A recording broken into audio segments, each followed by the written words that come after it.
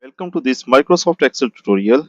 In this video, I will show you how to make progress bars using checkboxes in Microsoft Excel to track product deliveries in any online store.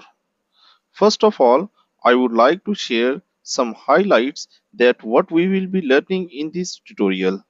So here you can see that we have the products, and after this we have different steps of the delivery like awaiting pickup, in transit, out for delivery, and these steps can be checked and unchecked using these checkboxes. And as soon as we check into these checkboxes, the progress bar also changes along with the status. So how we can develop all this, let's learn in this tutorial. And here you can see in this sheet we have the products, and in front of the products we have different steps of the delivery, and we want to first insert checkboxes into these steps. For this purpose I will select them all, and then I will go to the insert tab, and here I will just click the checkboxes and it will insert checkboxes into these cells. Now note that I am using Microsoft 365. If you are using an earlier version, you may need to enable developer tab and then you can insert checkboxes. If you want to learn that how we can enable developer tab and then insert checkboxes in the earlier version of Microsoft Excel, then you can watch my another video. The link of the video is given in the description below as well as in the I button. Now that we have inserted the checkboxes, the next step is to make the progress bar. So I will go to this E2 cell, and here I will write equal count if, and first I need to select the range. So I'm going to select this range, and then I'll provide the criteria as true. After this I will divide it on 3 because there are total 3 steps, and then hit enter. Now if I click on any checkbox, it will give me progress in terms of number. I'll go to the home tab, select this number and change it to the percentage. I will put my cursor on the bottom right corner of this cell and drag it down to apply this to all the cells. Now we are calculating the progress in terms of percentage. To change this percentage into progress bar, I'll keep selected this E2 cell, and then I'll go to the conditional formatting. I'll choose a new rule. I'll keep selected the format all cells based on their values, and when I open different option, here I'll select data bar.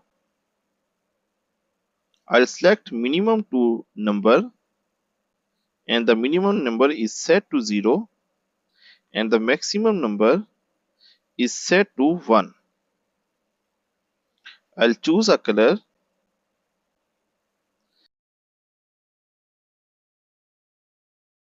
and also check this show bar only.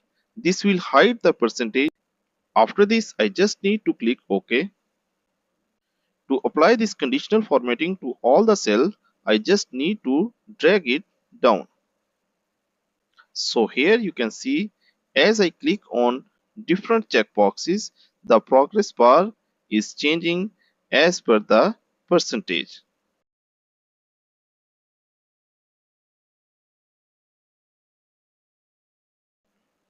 Another thing is that if I wanted to change the color of these checkboxes, I will select them all at once, and then under the home tab I will choose the color that I want. Now our last step is to write the status. For this purpose, here in this cell I will write equal XLOOKUP. First I need to write the lookup value, and the lookup value is actually false, comma, the lookup array is the checkboxes of the first product, comma, The return array is the steps, so I will select them, and because these steps will remain constant for all the products, so I will lock it using the F4 key, and after this I will write delivered if nothing is matched.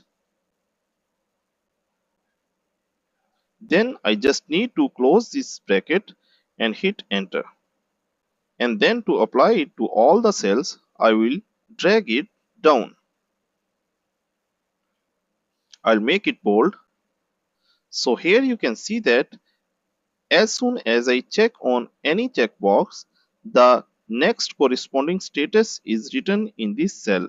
Like you can see that the first step is completed, that is the awaiting pickup, and now its status is that the product is in transit. And once it is completed, I will check this checkbox. The status is changed to the next step, that the product is now out for delivery. And when I check it, the status is changed to delivered. And that's all about the progress bar using checkboxes for the product delivery of any online store. I hope this tutorial has been informative and valuable for you. If you found this video helpful, don't forget to give it a thumbs up, subscribe for more content, and hit that notification bell so you never misses an update. If you have any questions or suggestions for future videos, drop them in the comments below. Thanks for tuning into KnowHow, and until next time, happy calculating.